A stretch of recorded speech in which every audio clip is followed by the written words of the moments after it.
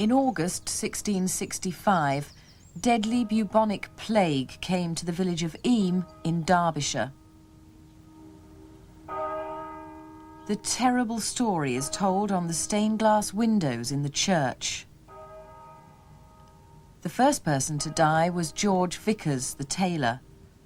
He'd ordered some cloth from London to make a new dress for the rector's wife, and something in the cloth brought the disease.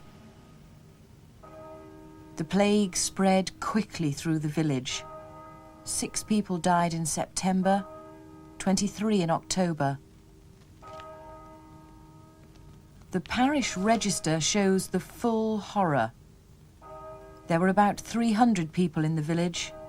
Within 18 months, more than 250 died. Imagine how awful it must have been when they didn't know who would be next. Brothers, sisters, parents. In 1 week, Elizabeth Hancock lost her husband and 6 children. She buried them in the field by the house. No one knew what caused the plague. All they could do was try and avoid spreading it by keeping apart, by isolation. The whole village cut itself off from the world outside. No one went out, no one came in. Food was left at the boundary stone, and to pay for it they left money in a pool of vinegar. Do you think the people of Eyam were right to isolate themselves? And if you'd lived in the next village, would you have dared to take them food and collect their money?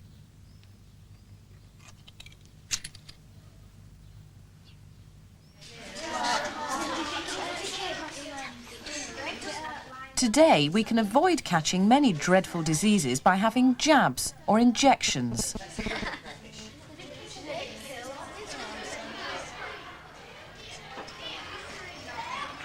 What do you think you get in a jab? How do jabs help to prevent disease? Jabs were invented because of a killer disease called smallpox. The story begins in a village in Gloucestershire.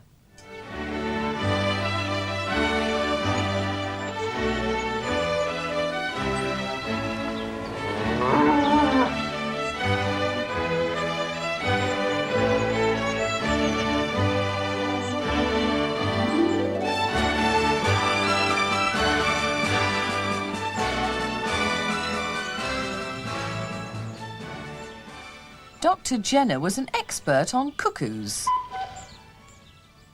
He was also a good scientist because he asked the right questions. What he really wanted was to conquer the deadly smallpox. Cows sometimes caught cowpox, and milkmaids often caught cowpox from the cows. Cowpox didn't do the milkmaids much harm. What interested Jenner was that they never seemed to catch the deadly smallpox. Thousands used to die from smallpox. Why not milkmaids?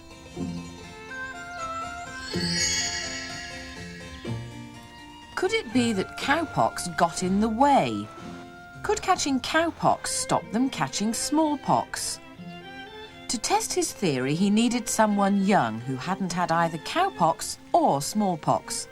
He chose James Phipps, aged 8 3/4.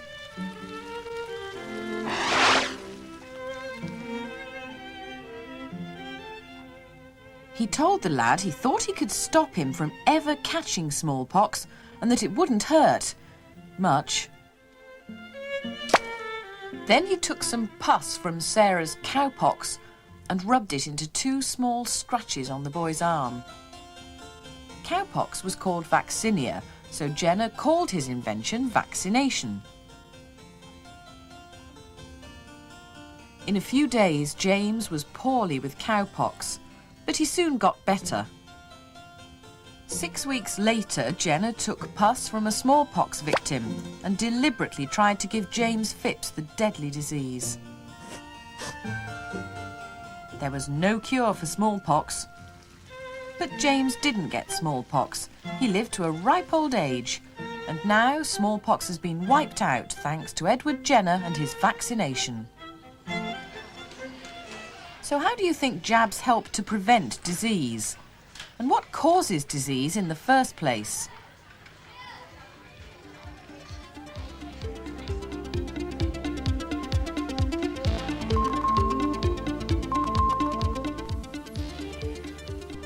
Some things are too small to see clearly with the naked eye. Like this flea, for instance. Scientists use microscopes as aids to help their vision. A microscope is a kind of scientific eye. Microscopes can magnify things as much as 1,000 times, but some things are so small you can't see them even with a microscope.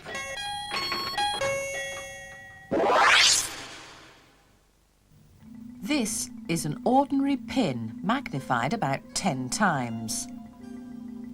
Let's find out what we can see if we magnify it more and more. 300 times. It doesn't look quite so smooth and sharp now. 1,500 times magnification. There's a cluster of stuff near the point. It's like a camp, a whole army camping on the point of the pin. These are microbeasts, the microbeasts that cause disease. Microbeasts are so small that one or two can't hurt you, but when there are millions of them, they can make you very ill. Microbeasts don't grow like us. Instead, each one divides into two, and each of those into two more. If they have enough food, they can multiply very quickly. Suppose you started with one and it divided into two every 20 minutes. How many would you have after an hour? And after a day?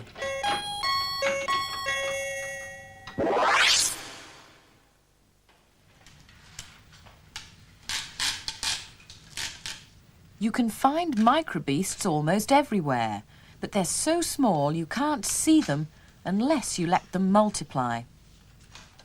These scientists are collecting samples from various different surfaces and spreading them on agar plates. Agar plates provide food for the microbeasts to multiply.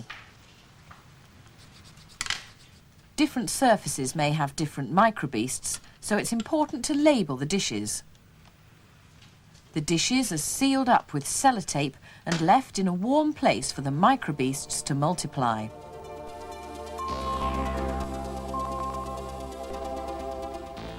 After a day incubating in a warm place, the various microbeasts have grown different colonies on the agar plates. This speeded up film shows how the colonies grow.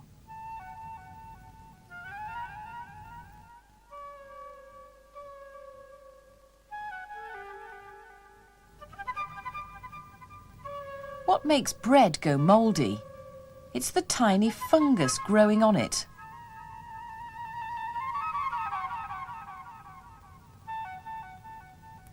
Microbeasts are everywhere, even on people. These are the microbeasts that cause boils. But they aren't all bad. You have millions of microbeasts living on your body, and many of them are useful. Inside your gut, you have microbeasts that help you digest your food. They turn some of the food into a gas called methane, so if you fart, it's because of the microbeasts in your gut.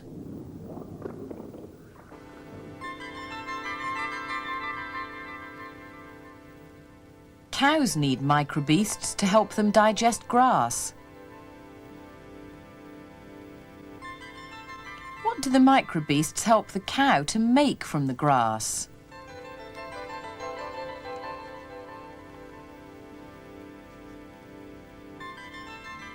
Dairies use microbeasts to help turn milk into cheese.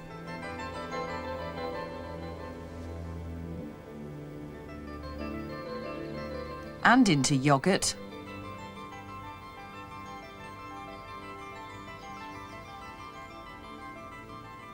Do you like eating live microbeasts?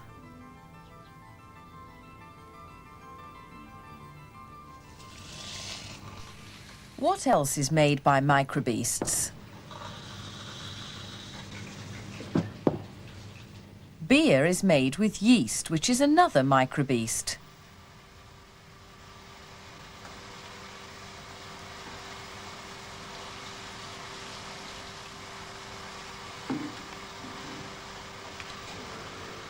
When it's thoroughly mixed into the liquid, the yeast is left to grow in big warm tanks where it can multiply by feeding on the malt. The fermentation makes the beer alcoholic. Within 24 hours, the malt is turning into beer.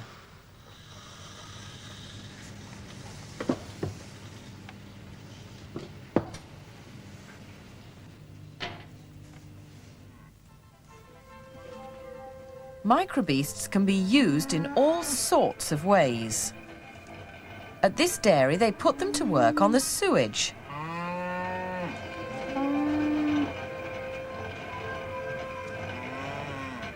In an underground tank, microbeasts feed on the sewage and make methane gas, which is used as fuel for this generator.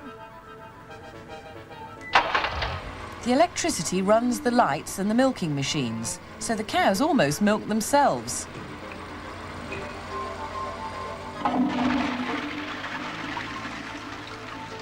Remember, there are microbeasts everywhere. Although some are useful, other microbeasts cause disease. Why is it important to wash your hands after you go to the toilet and before you eat? Doctors recognised the dangers in the 1860s. Joseph Lister was a surgeon in Scotland. Almost half his patients died from infection of their wounds, so he invented an antiseptic spray to kill the microbeasts. By using it during operations, he was able to save 5 patients out of 6.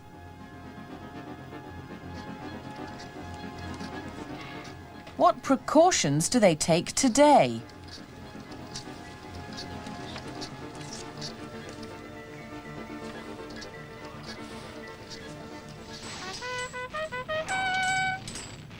During the Crimean War, 70,000 Allied soldiers died in battle. But nearly 3 times as many died of disease. 40% of those who went to hospital died. This woman, Florence Nightingale, insisted on proper hygiene, on keeping things clean, and she cut the death rate to 2%. How do you think microbeasts spread from person to person? Can you guess how one person who's ill might infect everyone else in the room?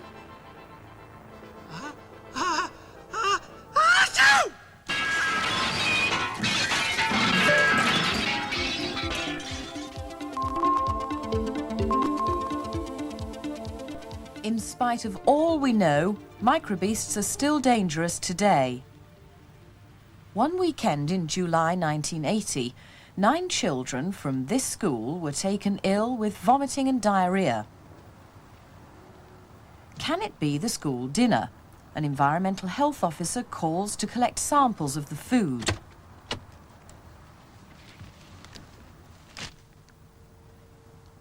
In the public health laboratory, scientists have to try and find out if there are any dangerous microbeasts on the food.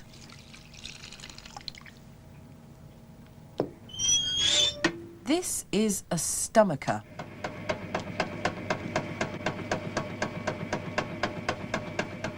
The stomacher churns up the mixture of food and water into a sludge or broth. Any microbeasts will now be floating about in the liquid.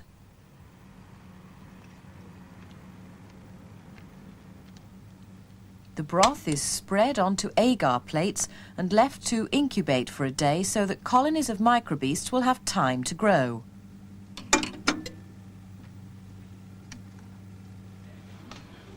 The job of the public health lab scientists is to try and find the causes of the disease by tracking down the dangerous microbeasts.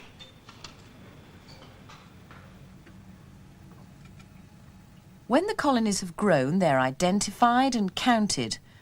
Could these have been enough to make the children ill?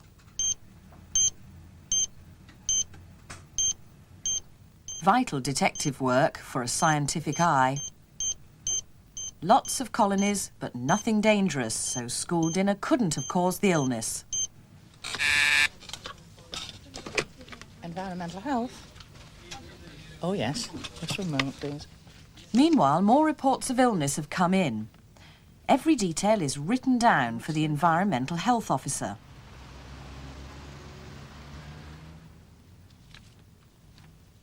What do you think might have caused the illness? How would you try and find out? Hello, Frank. I think we've got a problem. How many inspectors have you got in? The first stage of the scientific method is to make observations and gather information. For environmental health officers, this means asking questions.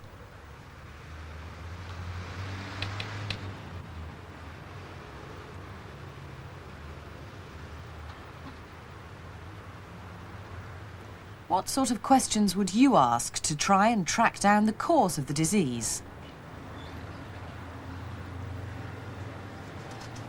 So can you tell me what you had for breakfast on that day, Yes. please? Cereal, bacon and egg, Yeah. toast and marmalade. Toast and marmalade. The second stage of the scientific method is to analyse the information, to look for patterns. By this time, more than 100 people have become ill. It doesn't seem likely that so many people can have eaten the same food, but could they have drunk the same milk?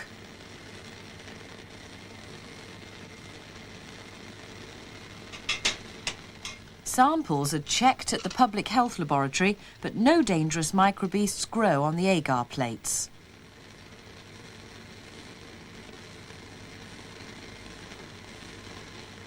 So it can't have been the milk. But by the next day, 3,000 people have been ill.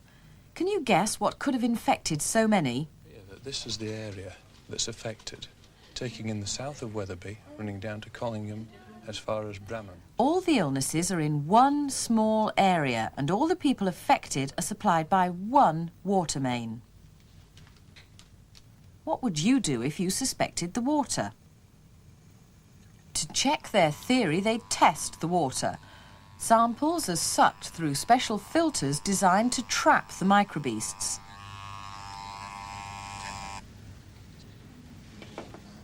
The filters are then incubated with special food to allow them to multiply. Sure enough, the water is contaminated. It seems that dangerous microbeasts from this stream have got into the water main.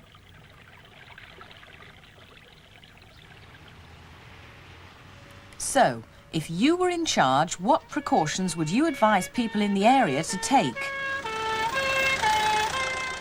How would you cut off the source of the infection? And what else can we do to cut down the spread of disease?